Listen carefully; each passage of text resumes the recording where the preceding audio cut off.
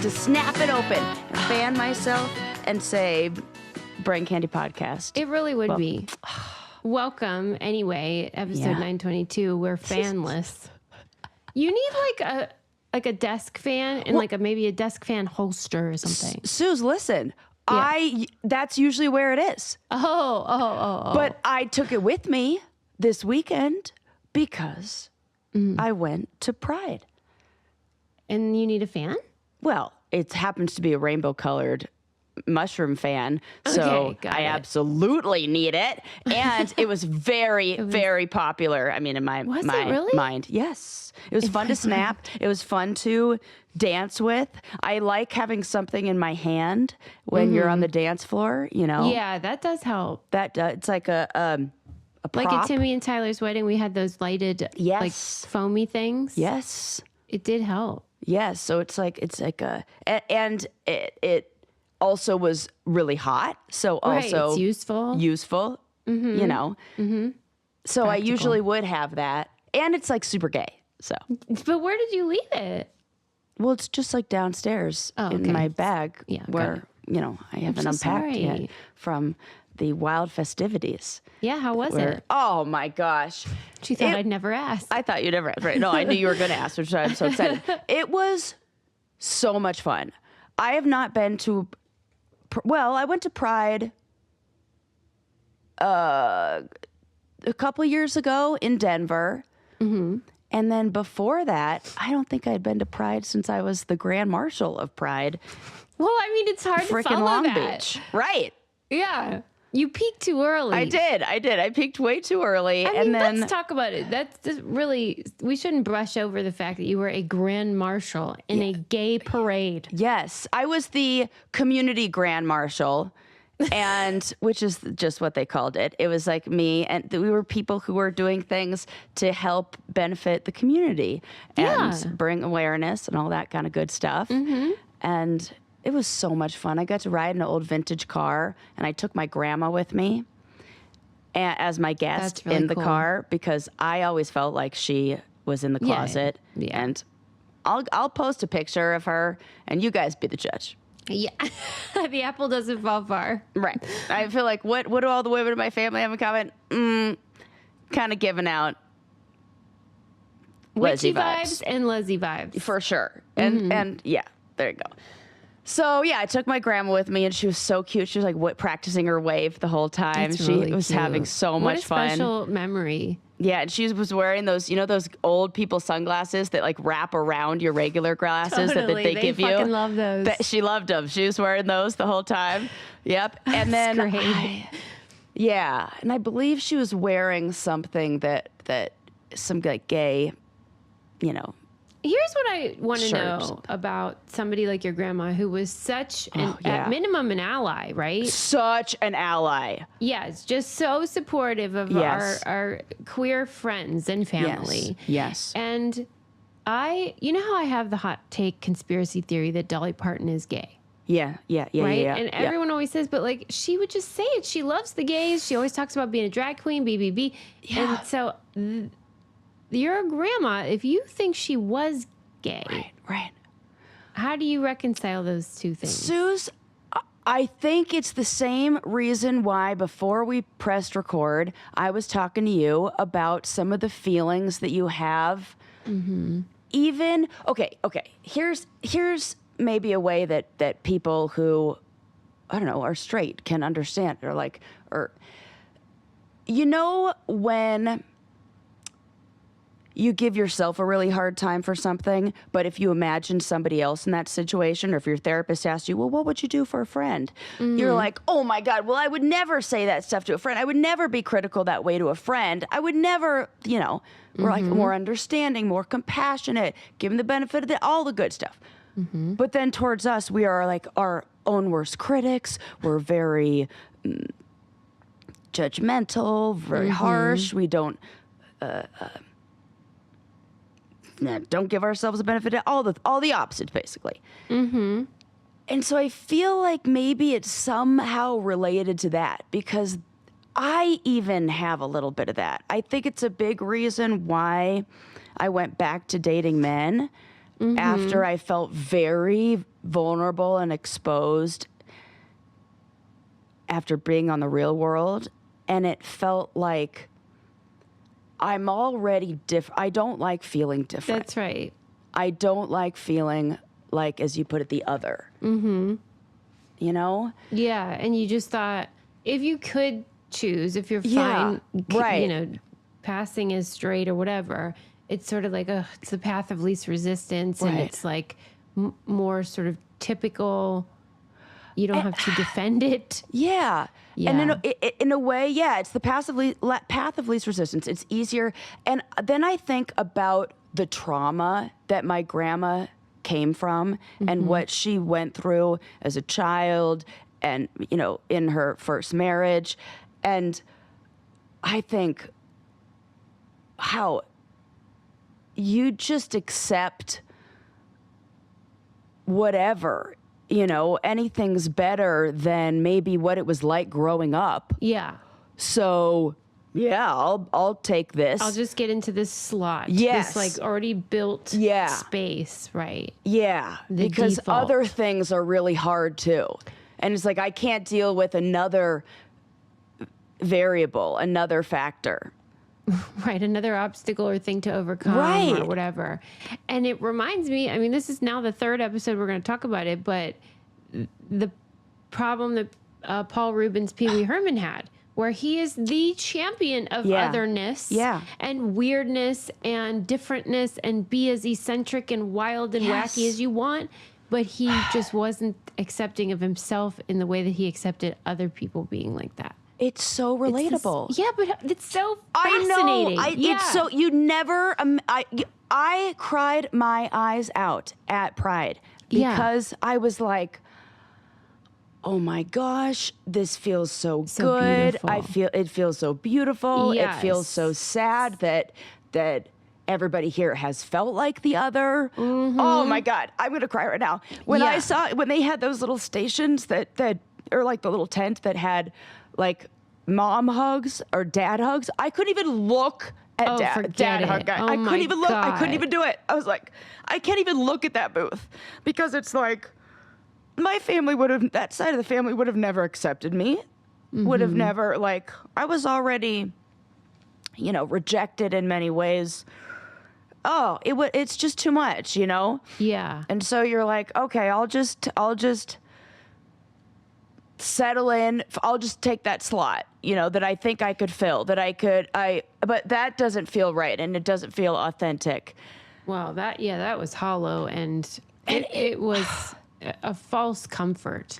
It's so crazy. You know, I in our close friends group, I posted a picture of me this weekend with my girlfriend and another one of our friends from our camping trip. And so many people were like, oh my God, you look so happy. This is like way more than people have said before. And I want to be like, what did I look like before? Was I just like a stand inside? I would say guarded. Guarded. Okay. Cause I'm like, what is, and I really am. It does feel really nice, but guarded it is and shocking. sort of like, you were very much aware of not ruffling feathers of your partner, not making waves, wanting to stay in line. Wow. Like it felt like. Yeah. And I think that's why we're closer than ever too. Because you are able to truly be yourself in all areas of your life. That is a gift. Oh, and then I don't feel rejected for it, you know? So that feels even better. I was just laughing with my mom, having this talk with my mom this morning, because she was saying the same thing about you're so happy, and I could just tell. You are. And she goes, yeah, you know, that's about as long as it takes. It takes us like 40 years to figure it out. Everybody says that, and menopause, people say. Yeah. It's like, oh, okay, what am I doing? I'm just like... No, it's so great. You know, before that, you know, you think, okay. It takes that long to be able to just appreciate it. The other people maybe who appreciate things like that are you know, I don't know, I see this in people who have like faced like insurmountable odds or, you know, like my girlfriend works with amputees, and I like imagine people like their stories, like the things that they've overcome, and the people I've met, and the stories that they've, that they have. That's like they tend to get fast tracked to that feeling of like acceptance and just life gets real. Yeah, maybe it's that coming close to it all being taken away or losing it or something. I'm sure you haven't sort of unpacked all of it though in terms of processing it, but just so I know, like you're not saying you wouldn't want to be gay though, right? No, I'm not saying that at all. Yeah. Oh my God, no. I'm saying I'm acknowledging that or accepting that I don't fit into the majority, to the norm. And I think when you don't fit into the norm in a few different categories, or when a lot of different things make you feel like that, it can feel kind of isolating, or it can make you feel like maybe I should just pretend so that I can fit in a little bit. And so much, and then I think about, wait a sec, I was on reality television where so much of that was trying to be a way that was accepted and acceptable to a huge audience. Yeah. And I was... It's a heavy load. It just is. Yeah. It is a lot. And it is interesting, though, for a lot of people, that it is easier to be accepting of other people and their differences and oddities and silliness than it is to be accepting of your own and forgive your own whatever. Yeah. Man, but it's relatable. It is. It's weird and wacky, and it just shows we're just always on this journey of discovering who we are, and I don't think that ever stops, Yeah. I think my grandma, up until she was 99 years old, and she was still learning a lot about who she was, and I know. We'll probably do the same. Too. Yeah. Well, and if you are on that journey, this show is sponsored by BetterHelp, and if you need some help, who better to help help you? Oh, come on. Yes. It's true. Therapy is such a great tool for taking that trip and that journey of self-acceptance, of exploration, and we all need to talk to people, whether it's about stress or grief or relationships or whatever, or being gay. Yeah. Exactly. And you can find, if you want to specifically get a therapist at BetterHelp that is specializes in that or whatever, you can find them. You can filter it that way, however you want. And it is the largest online therapy provider in the world. BetterHelp can provide access to mental health professionals with a diverse variety of expertise. Talk it out with BetterHelp. Our listeners get 10% off their first month at betterhelp.com/braincandy. That's BetterHelp, HELP.com/braincandy. Shout out to Sherry. Shout out to Sherry. That's so great. But I'm really glad you had fun at Pride and it was meaningful. Yes. And let me tell you, Pride, it was called Pride in the Park, and we went to Pride in Vail. So we drove up to Vail and then went camping and then went to Pride. Like all your favorite things. Oh, all my favorite things.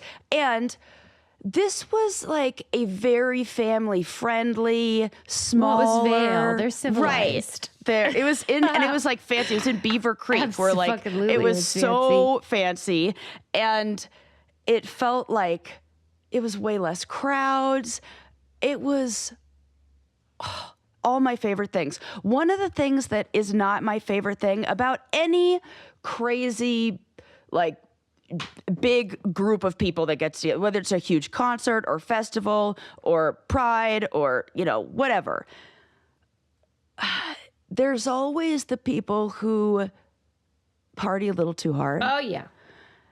And my brain cannot help but write fan fiction. Oh, yeah, I love it. And it becomes hard to focus on anything else when I'm walking down the street. And what did you witness? No, nothing this time. At Denver Pride, it's been like that.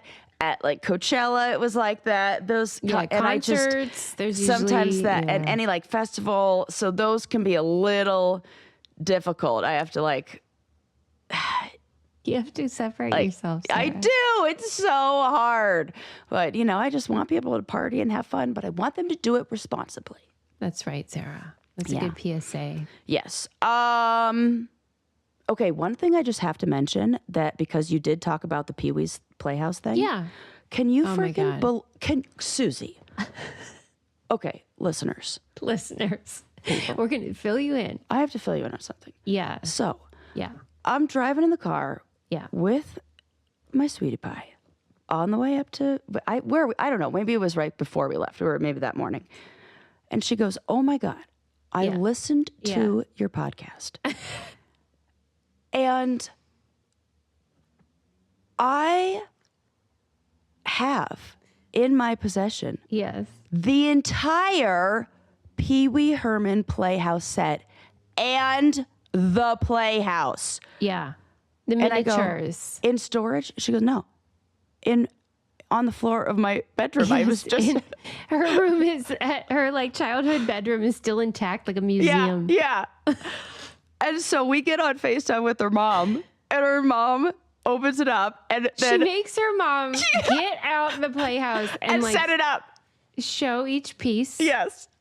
Set it up like it's actually being used. Yep. My favorite moment is when she picks up Jambi and her mom goes, "How do I open it?" And in unison, we both say, "Mechalek, hi, Mechalek, and we were dying. That's so great. She goes to put it away, and I go, "Goodbye, friends." Oh, it's so cute. And then they included me because they're taking screenshots of the FaceTime. Yeah. I see her mom's hand showcasing these items, and then Sarah and her girlfriend in this small corner picture, laughing their asses off. Yeah. These Can little you figures. believe that I told you I was looking for on Yes. eBay? I started looking. I had alerts out for all this stuff. Don't worry. Yeah. We got it. In Complete better set. mint condition, way better than anything I found. When her mom she's found your out, she's like, "It's soulmate. going for what? How much on there? Hang on How a much sec. is We it should going sell for? it." Like each little piece, we're talking somewhere between $24 to $50+ for each little figurine, and she's got every one. That's right. And that's they're going for that in shitty condition.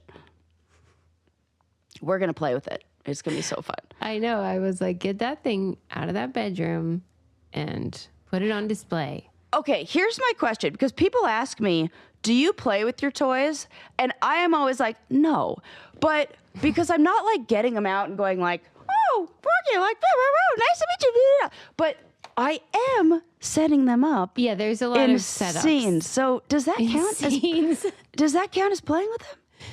Yeah, I think you got me when you said scenes. If you just put them on your shelf, that'd But be they one have thing. to have a story behind what Yeah. they're doing. Then I would say yes. Okay, you are you're playing. right. I am playing with them, aren't I? That's fine. So fun. I know. I watched Pee Wee Herman's Playhouse this morning as I ate breakfast, and So did it was. we. See, this is fantastic. It's I love timeless. it. It's still it really good. is. It does hold up. It holds up. It really does. Okay. But I have fun things to teach you guys about. This is interesting. I feel like this is somehow connected to what we were talking about earlier about being a rule follower. Okay. And you tell me. So Yeah. there was a study that was done recently. I can't remember where it was. But they wanted to find out if people were intrinsically rule followers or if we follow the rules because of external motivations and this message to stay in line based on societal pressures.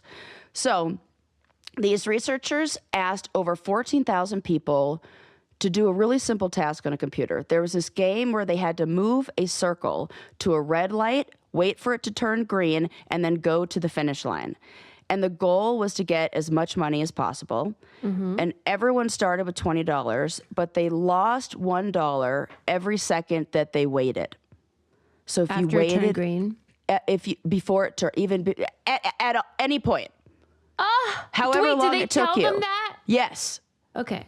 So if somebody wanted more money, they could just break the rule and skip the red light. Yeah. And finish faster. And they know that they can break it. And there's no one watching. This is insane asylum. And they were told it was completely anonymous. Yeah. And you would think I would. You would, right? I would. And I would break that rule. Shockingly, about 70% of people followed the rule anyway. This is outrageous. Even when researchers said, hey, you can make more money by ignoring the rule. What is wrong with people? Uh-huh. No, why would they do that? I'm glitching. Okay, then the scientists asked the participants if they thought that other people would follow the rule. Yeah.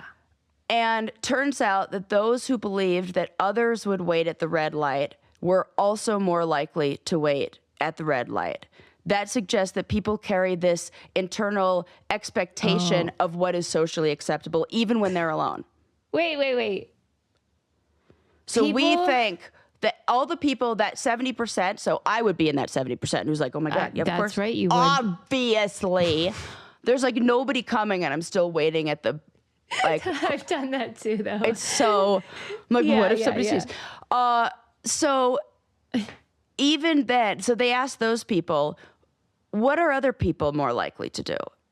And so people like me said, well, they're going to stop. Uh-huh. Because what about people like me? Well, the rule breakers, would they guess that people would break the rule? Oh, that's a really good question. I did not see that in there. But that I think is an important thing to... If you rewind our show about a minute, I said, like, I expected everyone to break the rules. So I think the answer would be that we all think everyone's doing what we're doing. Yes, I think that's it too. Okay. A lot of us follow the rules just because we believe in following rules. It's not about getting caught or fitting in. That there's some almost like biological, intrinsic thing that says you should follow the rules no matter what. You know what's funny? I was thinking how this type of person I would guess is an optimistic person like you, rule followers. Absolutely. You think there's an order and we're all trying to be decent. Yes. And you believe the best in people. Yes. And like people like me are more cynical, more like, this all is anarchy. What are we doing? Or you're realistic. And well, I would wonder how it breaks down if there's a age, or not age, but order, like if it's oldest child and youngest. Because I could see in my family and in, that there might be something about having to, I don't know, be in that position. I mean, they do say that the oldest children are very much because think about what you to be. Yeah. When you have little kids in tow, I was totally like, it's okay, guys, don't worry. Let's put a smile on face. Everything's going to be okay. Mom and dad are fighting, but it's okay. We're going to be, and the youngest kid would be like, this is a bunch of bullshit. This is bullshit. I see what's really going on. Don't lie to me. Okay, Sarah, here's where my theory sort of like makes no sense though, because I also have a separate theory that people that are late, more likely to be late, are optimistic. And totally. They always think they can get things accomplished faster. And it'll be like, they're supposed to be somewhere in 5 minutes. And they'll be like, well, we get there. It's fine. Right. And that type of person you wouldn't expect to be a rule follower, because if the rule is be on time. You see what I mean? The thing that the other variable that we have in that is the way that I see people late because they're avoiding the emotion of whatever that event brings about. So I never thought about that. That is what procrastination really is. We're not avoiding the event itself or the activity itself. We're avoiding the emotion that activity, event, interaction, whatever creates. And often we're not aware of it. So when I'll say for myself, when I've been in therapy and I know we're going to be talking about something heavy, I'm always 3 minutes late to those sessions. I don't know why. I can't seem to get there because I am doing things to delay. Subconsciously. Yes. Yeah. To delay this emotion that I'm going to feel. It could be anything. It could be even if you have. Sarah I do this, remember? All of a sudden, as soon as I pull into the gym parking lot, I'm like, I have an email. I have to send this email. And I see other people in the gym parking lot in their cars, and I'm like, we are all avoiding that. The procrastinator on the one who does their taxes, it might be because you hate paying that big bill, that giving all that money, or it could be a reminder that maybe you forgot to do a bunch of stuff over the years. So it's bringing up that feeling of shame or disappointment in yourself for what you weren't able to do. Or you spent too much. Yes. All of that. So you're not really procrastinating on, it's not that actually doing your taxes, getting in the mailbox is hard. It's all the other stuff. So, okay, what about this too, about the people that are following the rule for no fucking reason? Yeah. I think there might be an element of sanctimony. I think... Oh, 100%. I know it. I feel it. And I've even said, if that feels good to you, lean into that. Because it's not actually... the worst thing, I say it like, I often will say this when clients are, around like the holidays when you have to like go to maybe Thanksgiving with the family and take the high road 1,000 times. Yeah. And then lean into that feeling of, oh my God, I am so much better than everybody at this table because look at how I'm able to emotionally regulate. I don't give a shit. What road do you have to take to get to that? All right. Pat yourself on the back. Nobody else at the dinner table is, Well, I'm feeling sanctimonious about how great my cat situation is right now because we are using Packagin, our new partner. This stuff is freaking Susie, great.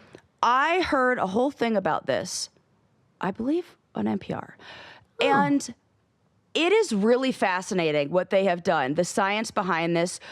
If you are somebody who is allergic to pets, this is a great thing to have in their home. Yes. If you're somebody who has pets but isn't allergic, but has friends who are allergic, this is something that's non-toxic that you just spray and wipe the pet in, to make it more comfortable for your guests. I think of it as something when you have the towels for the guests and the sheets for the guests. Yes. And the soaps for the guests. Yeah. This is going in my guest closet of like, For sure. Because I know, like, I always tell you, we don't have windows that open, but we have all these freaking cats. We're about to get another one. And so it's hard for people that happen to have allergies. Here's the thing. Okay, so you have the spray neutralizer. There is no harsh chemicals or side effects or anything. It's really effective. You can see the data on their website. They also have this thing. I have not tried it yet. You sprinkle it in the cat's food. Oh, that's It doesn't great. taste like anything. And it neutralizes them from the inside. This is we know how to do this. This is what all those weird research on, like when we read the articles, we're like, and we're like, what? It's for this. It's for stuff like this. I just know it. We probably talked about the science behind this years ago. The neutralizing spray, it's got this thing called Whisker Block, which is hilarious. Adorable. It's a protein to bind and neutralize allergens in your home. It works. It's awesome. Here's the deal they have for our listeners. Your pets aren't just pets, they're families, so get the relief you need with Packagin. Head to packagin.com/braincandy for 15% off your order. Get an exclusive gift for our listeners at checkout. That's PACAGEN.com/braincandy, 15% off your order and an exclusive gift. One last time, that's packagin.com/braincandy for 15% off and an exclusive gift. Auto apply to checkout, and it's on our website if you forget that code. Okay. So like, I think people do have like a little bit of like sanctimony about being a rule follower. It says people that always like, whenever they start the like emergency instructions on a plane, are always like staring at the flight attendant. I was that in school. There was like so much about, because I think it's part of your identity. You feel like I am a rule. I want justice is a really important part of your identity.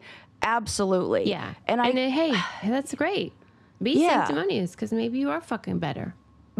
And the flip side of that coin is maybe a little bit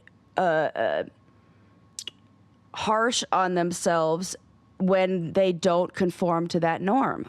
Like what I can see that the same thing maybe that makes me the person who absolutely has to return my shopping cart might also be the thing that makes me, that like made me feel like I needed to conform to a certain kind of lifestyle in order to get approval from society. And there's good and bad in every trait. Right. And like flip side of each. Yeah. And that's just, you know, fun to be. That's cool to know. Cool to know. So I encourage people to embrace their weirdness. I did have this one weird interaction you tell me what this was at Pride. Okay. So, the performer just finished, and we were like, everybody was kind of getting up and walking around, going back to the rest of the booths and everything in the little, you know, hangout area away from the stage. And they were playing great music. They were playing Beyonce. And so I'm snapping my fan, and I'm dancing and I'm having fun. And this straight guy, he's there with his wife, I could tell, it's a straight couple, goes in this exact tone, "Somebody's having fun." I was like, "Yes, sir. And what the fuck you gonna do about it?" Like You got defensive. I got defensive. What was that? Did you say anything back? No, or I you of course just didn't thought say it? anything. But I was just like, okay. What the fuck was that? I can see you feeling that way, especially because he's straight. Yeah. I think probably. And I was like, have you never been to Pride before? Do you not? I'm not even wearing pasties right now. Like, I'm wearing all my clothes and performing very like controlled dance moves. Do you even see the performers on drag queens? I see why you were annoyed. I validate that lived experience. Thank you, Susie. Thank you. I do think it's a compliment, though. Okay. Even if you didn't mean it that way. Right. Because you were visibly having a fantastic time. The best time. And maybe he thought it was like too much. Do you think he thought it was too much? Like you were being over the top? Yeah, more like nobody else was dancing at that moment. I hate that. I know. I've been there, Sarah. But like all the theys and gays would have loved it. Yeah, the theys and gays for sure. You know.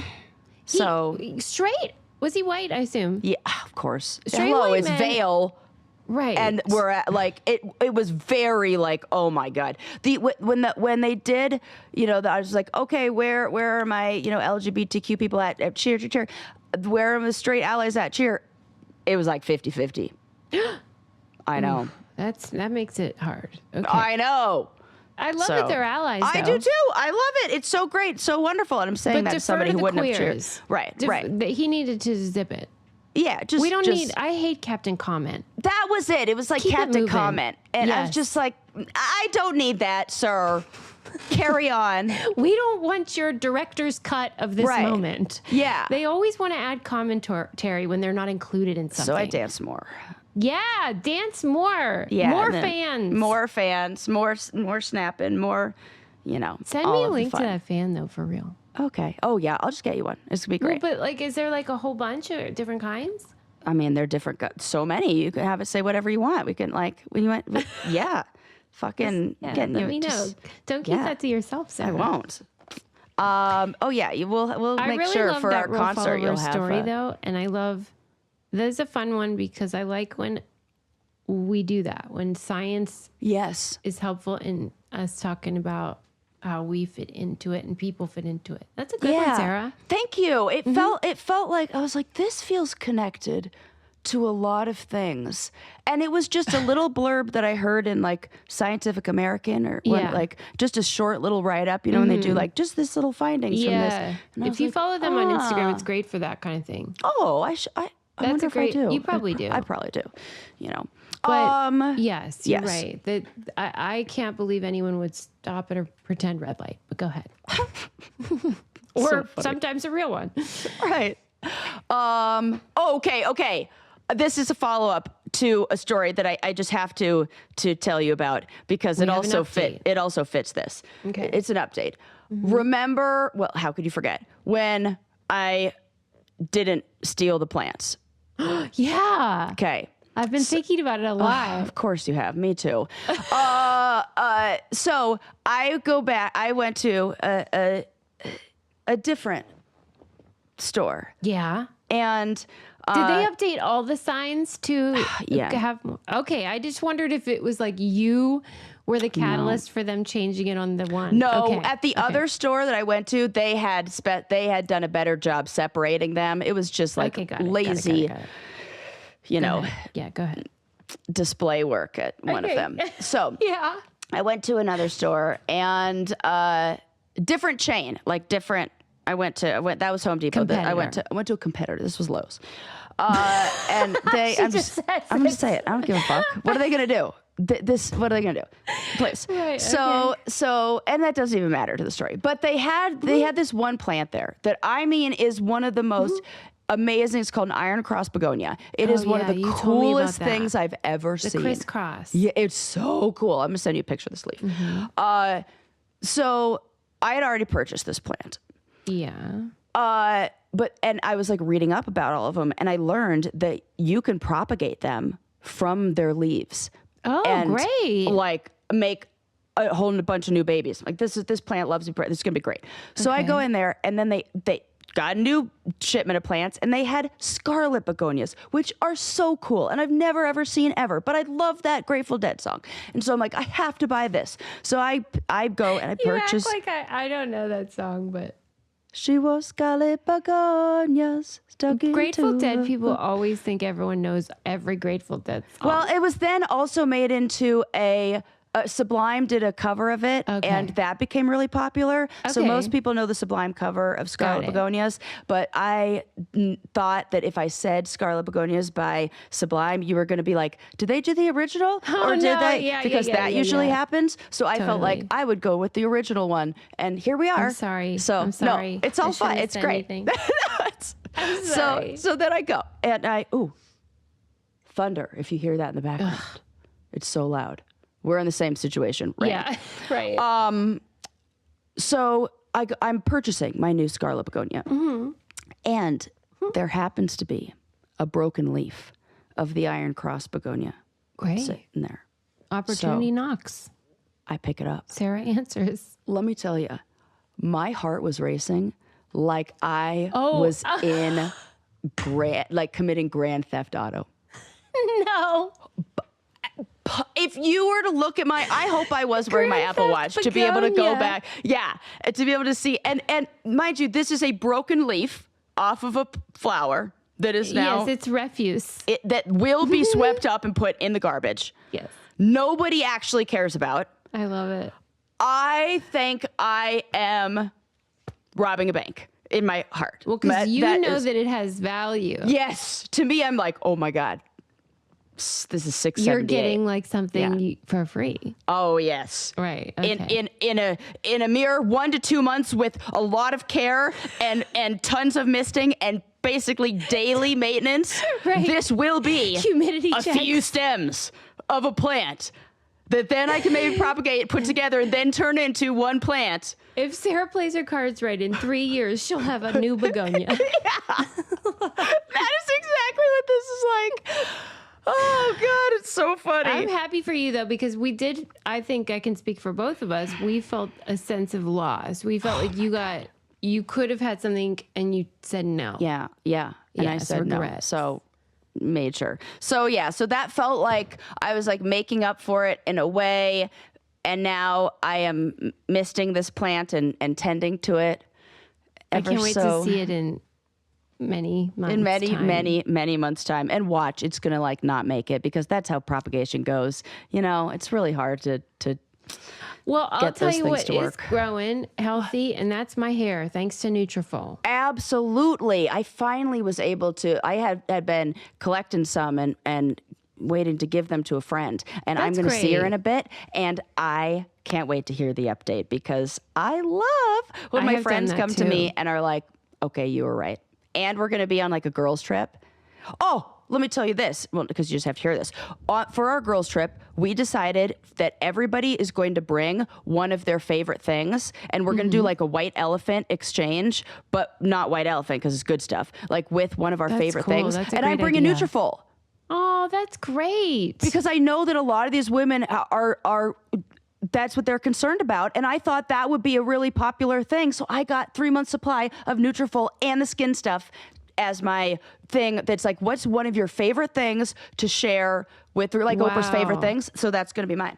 That is such a great gift. Thanks. I thought so too. And like, there's so much emotion attached to hair. That's why I picked it. Yeah. And people that are struggling with it have like a feeling of desperation where they just feel like somebody help me. Yeah. Right. And so here I am to tell you, Right. I have the answer. Yeah. And so does science, and it's Nutrafol. And if you happen to be struggling, maybe you're feeling there's some thinning, your hair just wasn't what it used to be, whether you've had a pregnancy or a hormone change or menopause, lots of things. Medication. Stress. Yeah. Medication. Well, you're in luck because Nutrafol is the #1 dermatologist recommended hair growth supplement brand trusted by over 1.5 million people. Anything truly worthwhile takes time and effort, that's for sure. And with Nutrafol, see thicker, stronger, faster growing hair and less shedding in 3 to 6 months. Every single time I go to my girl, she says, your hair doesn't shed. It used to shed so much. And she's like, there is not shedding like that anymore. And there's a reason. Yeah, good. This summer, stop worrying about your hair. Start making memories. For a limited time, Nutrafol is offering our listeners $10 off your first month subscription and free shipping when you go to Nutrafol.com and enter promo code Brain Candy. Find out why Nutrafol is the best-selling hair growth supplement brand at Nutrafol.com, spelled Nutrafol.com, promo code Brain Candy. That's Nutrafol.com, promo code Brain Candy. Yeah. Okay. Here's another story for you. Okay. Did you know that the moon might be sitting on over $1 trillion of palladium and other precious metals? Did you say the moon? Yes. No. But yes. But there's a catch. Legally, we might not be allowed to touch it Why? because of all of the treaties and agreements About the moon. around celestial bodies. Yeah, I mean, oh my I God, that like thunder that is rule. so loud. That was loud. I heard. Did you that hear one. it? Yeah, I did. It's so loud. Like if all the lights go out, it's because I got hit by lightning or something. If anyone's gonna get hit by lightting, it's Sarah. Just I have 'cause an that's her awesome life. app that shows you where the lightning is just struck. What's it called? It's called, I believe, Lightning.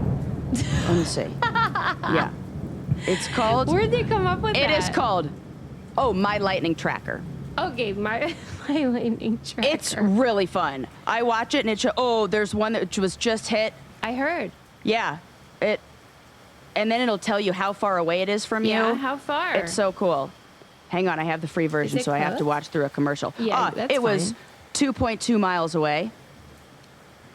Yep, that was the one that That's so just struck. cool. Yep. It's actually amazing. More And then you could people like aren't watch hit. it go over the I was telling my girlfriend she this because goes. every time we're on a hike, I see trees like that are hit by lightning, and I go lightning, lightning. You know, I'm like pointing it out because we were on this Exactly, hike, Sarah. and I pointed out one time, and my girlfriend's like, "No way! Like that's like," and I told her, I'm like, if you knew the Yes. actual number of times Yeah. that the Earth is struck by lightning daily, or Yeah. it would blow your however much you think it is, times it by like 1,000, if not more. It's so huge. So yeah, every single one of those lightning, lightning, lightning. And so I pulled up my app and I showed her, and she's like, "Oh shit, you're right," which I love to hear. Hello. What if So- Sarah's going to single-handedly change the meaning of the phrase "struck by lightning"? Now it's going to mean like something that happens all the time. all the time? It's like very common, actually. It is, all the and time. that's what I mean. I can't believe more people haven't been struck by it. Let's knock on wood, because I don't want to have this happen to me or anything. Yeah. I'm just saying, it seems like it could happen a lot. Right. That's why when I went to my class at REI on hiking 14ers, which What'd is they say? mountains, they said that was the majority of the class was lightning awareness and What did they getting tell off. you to do? You got to leave really early in the morning because you have to get down off that mountain. Most of the afternoons in June, July, and Colorado are going to be stormy. The clouds roll in, so you got to get down off that mountain by about 2 o'clock before the afternoon storms come in, because if you're above that tree line, you are the antenna. I don't like that. And you should definitely not, if you hear lightning or hear thunder, you run down the mountain. You do not go to shelter. You need to get down as fast as you can, and do not try to like find shelter in a cave or something like that. Why? Because why not a cave? Because you still have the likelihood. There may be not enough covering. There's still a likelihood of getting hit, and so you just have to worry about getting down the mountain as fast as you can, because that is. They said about 5 to 6 people a year get struck in Colorado, like hiking those 14ers. So. That's not a lot. That's not a small amount. That's what I said. Yeah. And the people who ran the course said everyone who climbs these regularly knows somebody who has been, which is crazy. What? I don't like that. I didn't either. So none of that is what I'm talking about. Sharing. We're talking about the moon, but go ahead. We thought we'd talk about. I don't know what. Oh yeah, well, you the were actual saying thunder we and can't lightning because of international. Oh yes.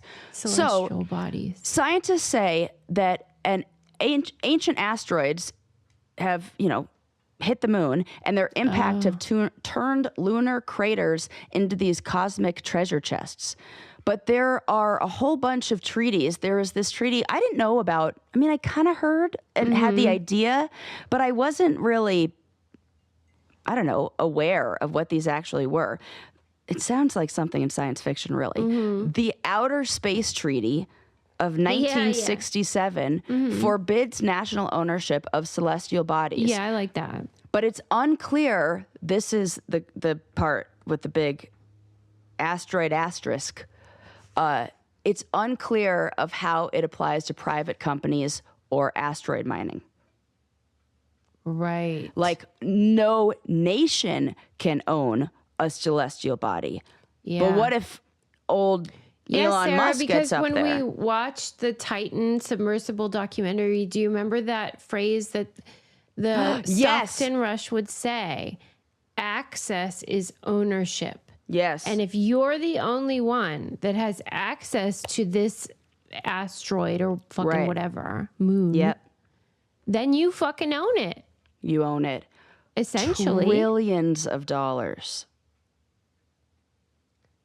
Well, there's no way to prevent it, though, because I know it's absolutely what's going to happen. And doesn't that feel like the thing that would be most likely, but also, like, of course that's going to happen. Of course the moon is full. This feels like, and 0 women want to own it, right? And a lot of men do.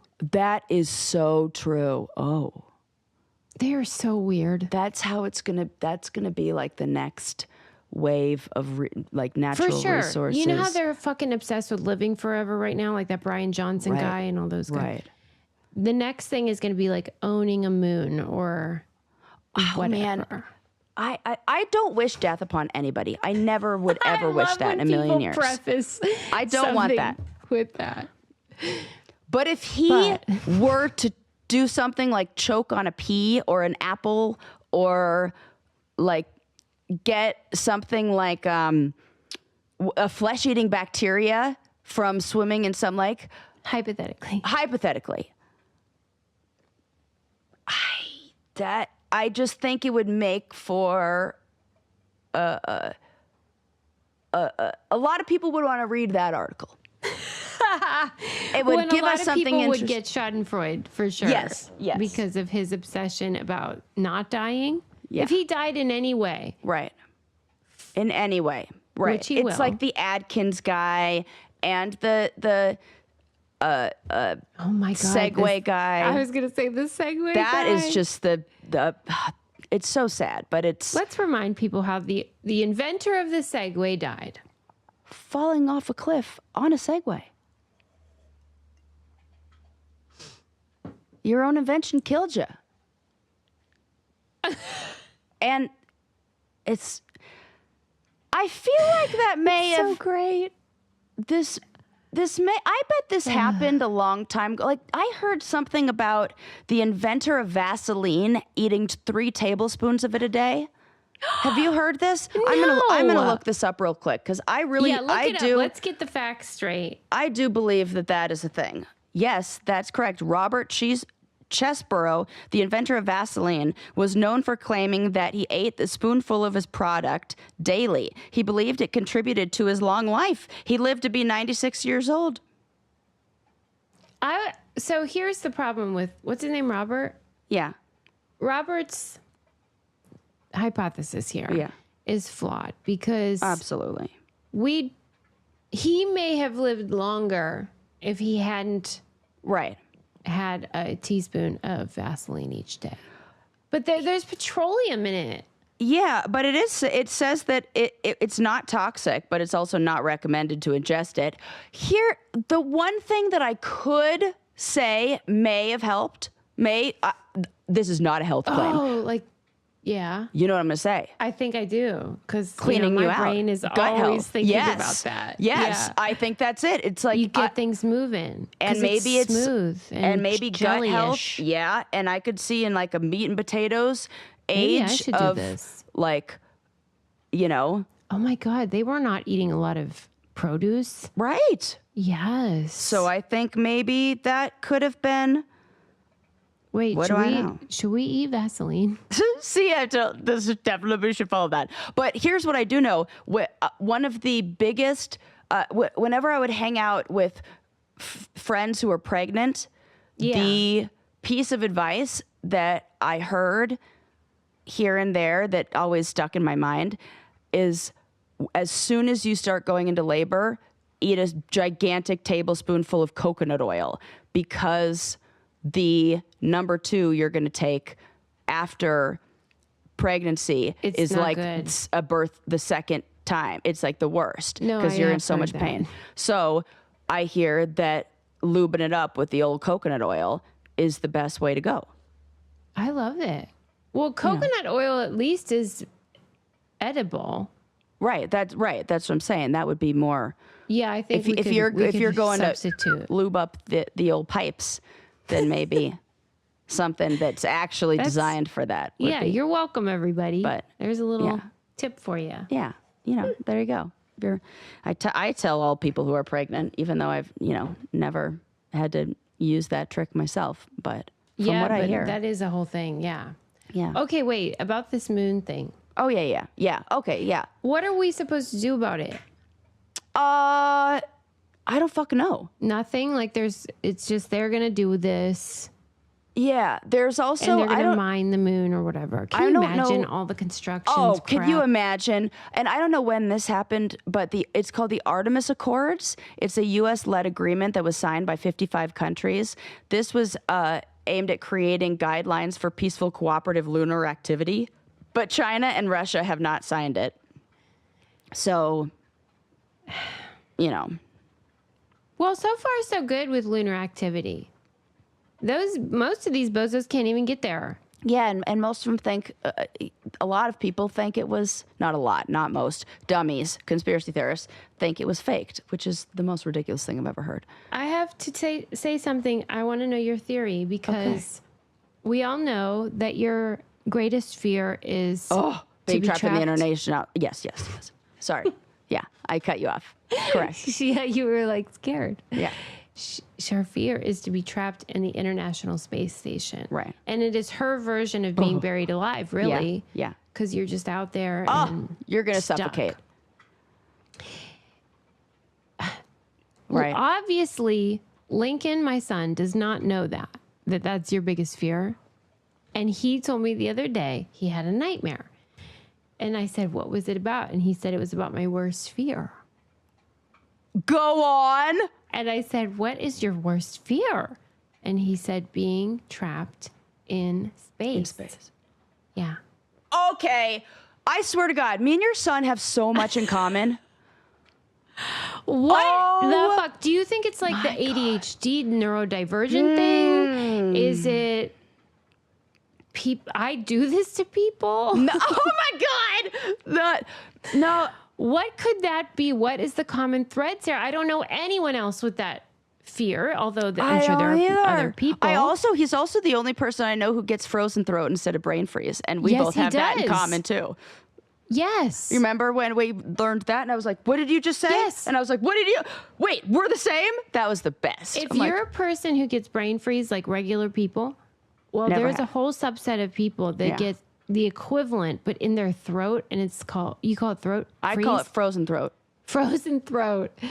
And they like are very defensive about it and want you to know painful. It is just as bad or worse. But that's how I feel about you brain freeze people. Like when you go, oh, my brain is, I'm like, what the fuck are you talking about? That doesn't happen. Well, but like everyone's had a headache, and like if you have like a really severe, like, sharp headache, that's relatable. Not everyone has had a throat ache. You're 100% correct. It's insane. At any rate, I guess a lot of people have frozen throat, but I want to know what makes you people the way you are. My feeling of being trapped on the International Space Station or in outer space and something like that. Yeah. Is being stuck in a situation that I can't get out of. Like I'm stuck in it's like the situation I'm in is beyond my control. Wow. Yeah. I usually have that on challenges a lot when it's just like, I mean, sadly, this is relatable to anyone who's experienced like assault or right. Yeah. Like, and so I'm like, why is that his fear? Maybe there's something about leaving school, like that transition from being at school to not being at school, or like I maybe there's something with that in like transitions or letting go or moving on from something, maybe like that. I have to ask him in greater depth. Yeah, of like what, maybe because I was stuck on the fact that you guys were the same. I didn't dive deep into like why, the motor behind it. Right. Ask him like what else that feels like in real life. Okay. Because like, that feeling that you have when you woke up from that dream. Yeah. What other times do you have does it feel like to you? Like that panicky that I'm trapped. Like I think about it when I was like trapped in relationships, or when I'm like somebody else is controlling my environment, like being on the challenge and I can't even turn out the lights when I want to. That I can. Okay, I'll ask him. It feels like a panicky, like I'm breathing in my chest, not in my stomach, kind of feeling. Okay, I'll keep you all posted about this, but and maybe it'll help for him to identify the ways that he's not that he's in control of things, like decisions that he gets to make, to kind of feel like you're free. I guess given his OCD, I mean, these are themes. I can see that. Okay. So maybe just like a lot of Do you think this you have one OCD? or that one. I know I do. Oh, okay. The therapist, I've already been diagnosed with that. I just never talk about it. Yeah. Are you serious? Yeah. It just presents in a different kind of way. It's like, it's... Well, because you're a checker. I know that. Yeah. Yeah. At checking. And it's also like when I can get fixated on people needing to it almost shows up like socially and relationally, like when I need somebody to understand my point, or I really have to then like. Remember when you were fixated on the hot tub chlorine? Yeah, that is the exact moment that my therapist was like, "You have OCD." You have OCD. Yeah. That was. She's like, "This is not." She said, "Has anybody ever diagnosed you with those?" And I said, "Yeah, yes."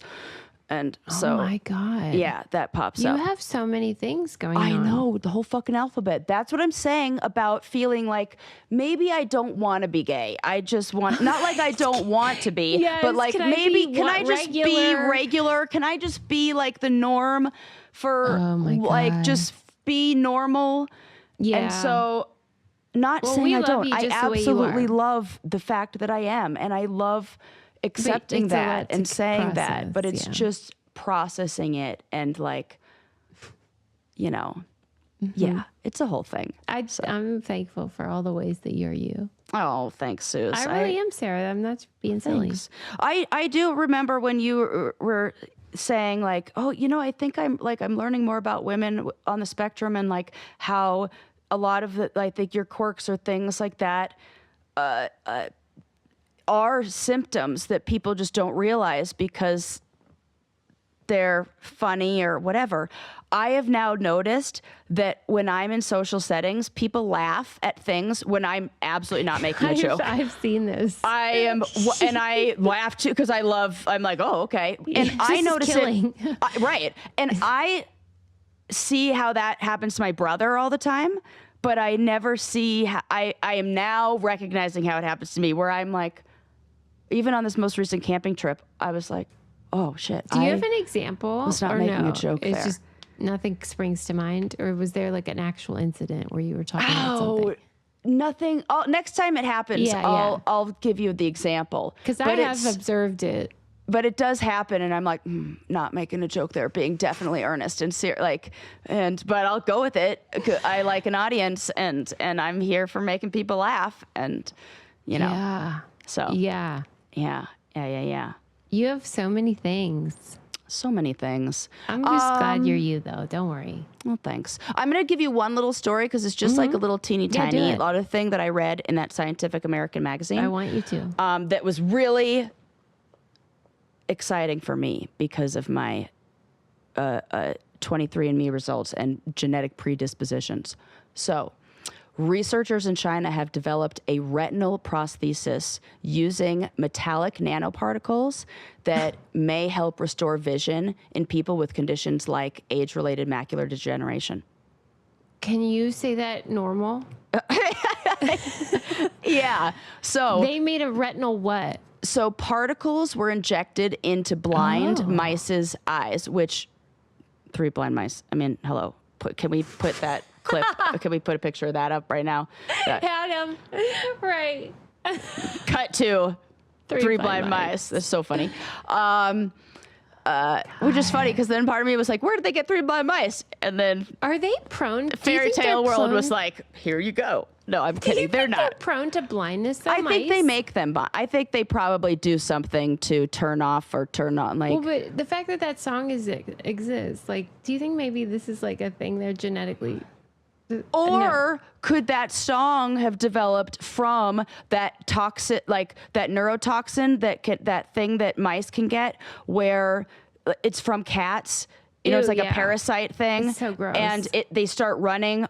Oh, because yes, 3 blind mice, 3 blind mice. See how they run. So maybe it's like that. Maybe it's from cat. It's poop. from them acting weird, and they just made a song about that. Mm-hmm. I don't know. This is Sarah's got a theory. I think we actually have talked about that on the show. Okay. I think that you're remembering something we actually learned. Well, there you go. And forgot. Which is how this show goes. So, yeah. Yeah. Okay. So they found a way that they can shoot things in their eyeballs. Particles were injected into blind mice's eyes, and that successfully mimicked retinal. Mice's.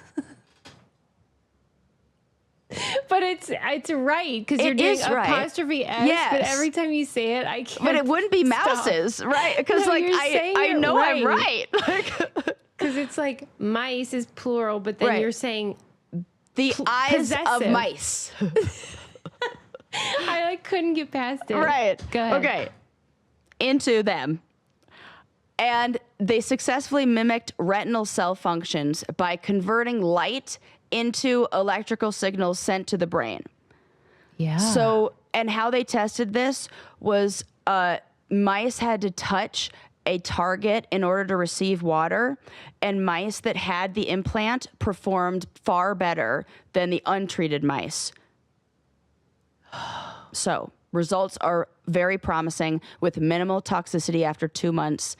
And I hope they're that's going true. I hope that's true too, because that is the one thing that I have my grandma is scary, suffered from that. My aunt is currently getting shots into her eye to slow the progression of it, and it's looking good. Do they say she has that? Yes, I mean that she has the gene. Yeah, and so do I. I have it on both sides too.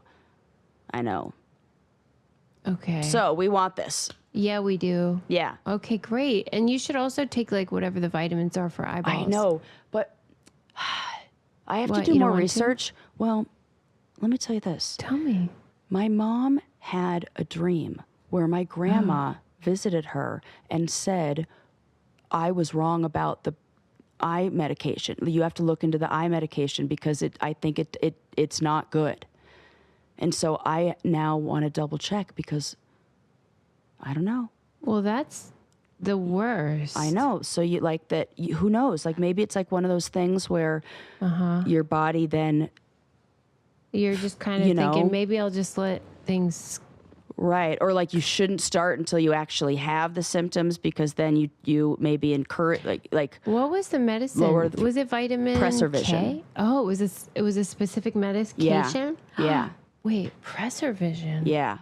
I'm going to look that up. I haven't looked it up. I haven't done. I have no idea. But this is just a dream my mom had like of course, a few I understand, months. But when she said it, I was like, and she also said Grandma has never come and visited me. And then she came and it was clear as day that she needs to tell us this. I don't like that. I didn't like it either. So I was like, okay, I'm going to just.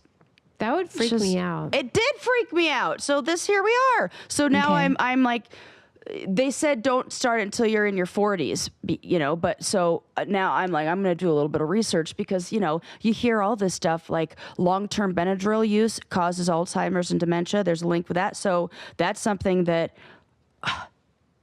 my mom gets a reaction to everything. That woman takes that stuff like candy. So I'm like, oh shit, that like we need, I don't know. So I'm going to look into it's a lot. all this stuff. Okay. Who knows? Well, and hopefully these mice, I hope they get that get cured. Yeah. Yeah, for real. Nanoparticle technology. Great work. Wow. There you go. I learned a ton. Oh, I'm so glad. Me too. And this felt very cathartic and like a good episode. So thanks. It was a great friends. episode and very cathartic, and I learned a lot. What more could you ask for, people? Use our codes for Pete's sake. There you go. We give you so much. All right. We love you. We'll see you next time. Bye.